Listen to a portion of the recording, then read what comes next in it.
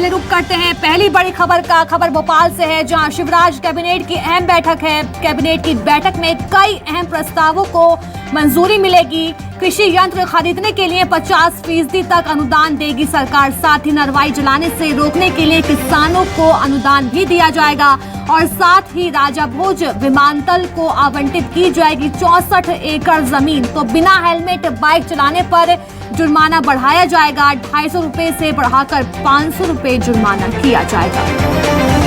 अब दूसरी बड़ी खबर टीवी स्क्रीन पर है भोपाल से, जहां बिजली कर्मचारियों को सम्मानित करेगी सरकार। संविदा आउटसोर्स कर्मचारियों को सम्मानित किया जाएगा।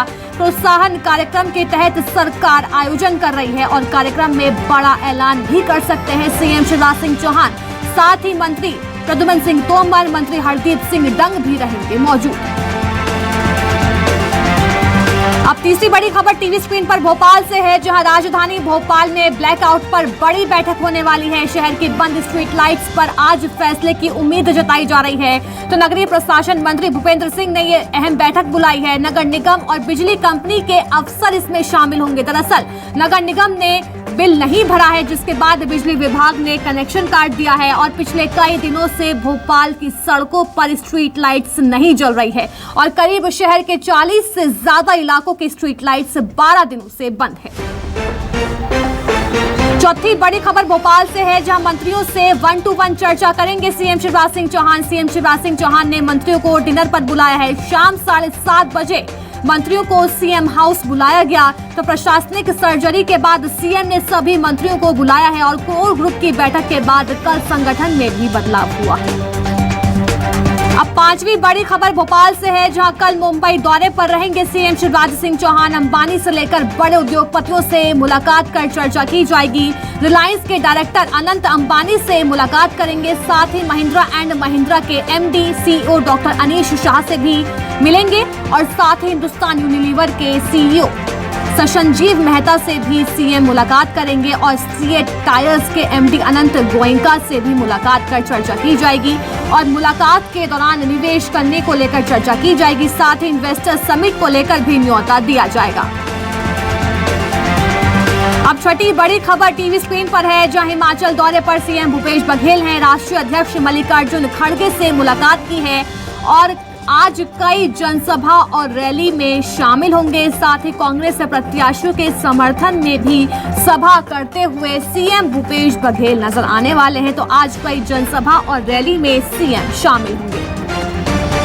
सातवीं बड़ी खबर रायपुर से है टीवी स्क्रीन पर, जहां आदिवासी आरक्षण को लेकर बड़ी खबर सामने आई है। विधानसभा का विशेष सत्र बुलाने का प्रस्ताव सीएम बघेल की ओर से भेजा गया है। सीएम भूपेश बघेल ने स्पीकर को प्रस्ताव भेजा है और 1 और 2 दिसंबर को सत्र बुलाने का आग्रह सीएम भूपेश बघेल की ओर से किया गया है। 1 और 2 दिसंबर को सत्र बुलाने का आग्रह किया गया। अब एक और बड़ी खबर रायपुर से है टीवी स्क्रीन पर, जहां बीजेपी अनुसूचित जनजाति का प्रदेश व्यापी चक्का जाम है। आदिवासी समाज ने आरक्षण कटौती के विरोध में चक्का जाम किया जाएगा। चक्का जाम के लिए वरिष्ठ नेताओं को जिम्मेदारी दी गई है। नंद कुमार साय को रायपुर, विष्णुदेव साय को जशपुर की जिम्मेदारी और साथ ही महेश को बीजापुर और केदार कश्यप को नारायणपुर का जिम्मा सौंपा गया है। अगली बड़ी खबर 9वीं भोपाल से सामने आ रही है, जहां आज से अज्ञातवास पर पूर्व सीएम उमा भारती हैं। शराबबंदी की मांग पर साथ नहीं मिलने पर उन्होंने अपना दर्द बयां किया है। ट्वीट कर लिखी पार्टी से समर्थन नहीं मिलने की बात और कहा कि निजी तौर पर पार्टी और नेता समर्थन करते हैं। शराबबंदी पर पार्टी के तरफ से कोई विशेष आयोजन नहीं।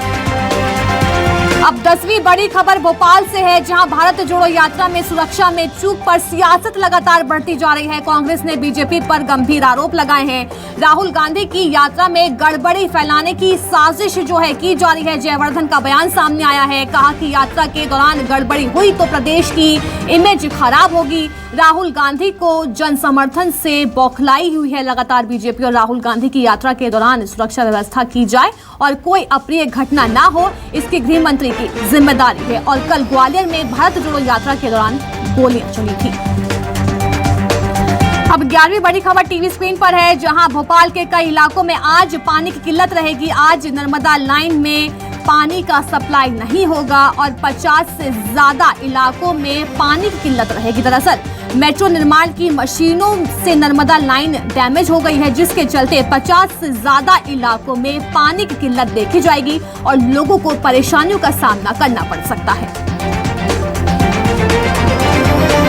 अब 12वीं बड़ी खबर भोपाल से है, जहां असामाजिक तत्वों ने उत्पात मचाया है। अटल पथ पर रखे 28 लीटर बीन को पटाखों से उड़ा दिया है।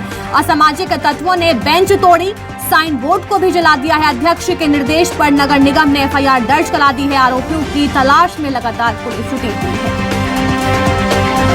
अब 13वीं बड़ी खबर छत्तीसगढ़ से है, जहां इनकम टैक्स का छापा मारा गया है। रायगढ़, कोरबा, रायपुर में आईटी की रेड मारी गई है। एनआर इस्पात ग्रुप के सभी ठिकानों पर आईटी की दबिश दी गई है। रायगढ़ में उद्योगपति संजय अग्रवाल के घर आईटी की दबिश दी। व्यापारी के कारखाने और एक कर्मचारी के घर भी छापा मारा गया है। तो वहीं संजय अग्रवाल के रायपुर स्थित आवास पर भी छापा मारा गया है। कोयला व्यापारी राकेश पांडे की यहां आईटी ने दबिश दी है। अब बड़ी खबर इंदौर से टीवी स्क्रीन पर है, जहां संचार नगर के रहवासियों ने चक्का जाम किया है। बंगाली कनाडिया रोड पर चक्का जाम किया गया। बच्ची से अश्लील हरकत के मामले को लेकर चक्का जाम किया गया है और मामले में आरोपी हालांकि गिरफ्तार हो चुका है और मामले को फास्ट ट्रैक कोर्ट में चलाने की मांग को लेकर चक्का जाम किया गया। अब 15वीं बड़ी खबर ग्वालियर से है, जहां डेंगू का कहर लगातार जारी है। ग्वालियर में डेंगू के 52 मरीज मिले हैं, तो वहीं 90 सैंपल्स की जांच में 52 मरीजों की डेंगू की पुष्टि हुई है और ग्वालियर में अब तक डेंगू के 441 मरीज मिले हैं। अब 16वीं बड़ी खबर बालाघाट से है, जहां दो बाइकों की आमने सामने की टक्कर हो गई है। हादसे के बाद बाइक के इंजन में आग लग गई। हादसे में एक की जलने से मौत हो गई है और 3 लोग घायल बताए जा रहे हैं। हालांकि घायलों को इलाज के लिए अस्पताल में भर्ती करा दिया गया है। अब 17वीं बड़ी खबर बालोद से टीवी स्क्रीन पर है, जहां पुलिस ने 3 मवेशी तस्करों को गिरफ्तार कर लिया है। ट्रक से 34 मवेशियों को बरामद भी कर लिया गया। मवेशियों को महाराष्ट्र से तस्कर ले जा रहे थे। मवेशियों को पुलिस ने गौशाला में हालांकि छोड़ दिया। अब 18वीं बड़ी खबर मुरैना से है, जहां अवैध रेत माफिया का कहर देखा गया है। अवैध रेत से भरे ट्रैक्टर ट्रॉली ने युवक को कुचल दिया है। गंभीर रूप से युवक घायल हो गया, जिसे ग्वालियर रेफर कर दिया गया है। तो आरोपी ट्रैक्टर चालक ट्रैक्टर लेकर फरार हुआ है। तो स्टेशन रोड थाना क्षेत्र के बड़ोखर गांव की पूरी घटना बताई जा रही है। अब 19वीं बड़ी खबर आपकी टीवी स्क्रीन पर भोपाल से है, जहां डीआरएम ने भोपाल स्टेशन का औचक निरीक्षण किया है। खुले में खाना बिकने पर डीआरएम ने नाराजगी भी जाहिर की। तो खुले में खाना बेचने वाले दुकान को भी बंद करा दिया गया है। तो प्लेटफॉर्म पर गंदगी होने से डीआरएम ने नाराजगी जताई है। तो वहीं पेट्रोल मेंस की सतर्कता और उपलब्धता भी चेक की गई। अब 20वीं बड़ी खबर टीवी स्क्रीन पर इंदौर से है, जहां दोस्त ने दोस्त को मौत के घाट उतार दिया है। ईंट से कुचलकर हत्या कर दी है। गर्लफ्रेंड को लेकर यह पूरा विवाद शुरू हुआ था। तो आरोपी की तलाश में पुलिस लगातार जुटी हुई है। हालांकि पलासे इलाके की पूरी घटना बताई जा रही है। 21वीं बड़ी खबर जस्टिस डी.वाई. चंद्रचूड़ ने नए सीजेआई पद की शपथ ली है। Justice D.Y.. चंद्रचूड़ बने देश के 50वें मुख्य न्यायाधीश।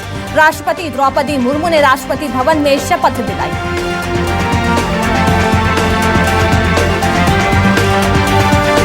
अब 22वीं बड़ी खबर टीवी स्क्रीन पर, जहां गुजरात चुनाव को लेकर बीजेपी के केंद्रीय चुनाव समिति की बैठक है। गुजरात विधानसभा चुनाव के उम्मीदवारों के नाम पर आज बीजेपी केंद्रीय चुनाव समिति मुहर लगा सकती है और शाम 6 बजे बैठक का आयोजन किया गया है, जिस पर नाम को लेकर चर्चा की जाएगी।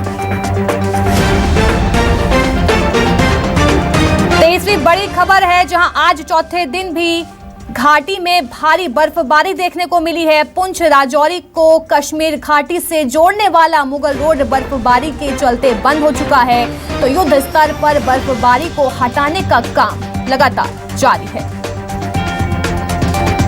अब आखिरी और 24वीं बड़ी खबर, जहां देर रात भूकंप के झटकों से धरती हिल गई है। भारत, चीन और नेपाल में महसूस हुए तेज झटके। नेपाल में भूकंप से ज्यादा नुकसान हुआ है। नेपाल में भूकंप के चलते घर गिरने से 6 लोगों की मौत हो गई है। तो नेपाल में एक के बाद एक 3 तेज झटके आए हैं। नेपाल में मौतों की आंकड़ा बढ़ने की आशंका जताई जा रही है।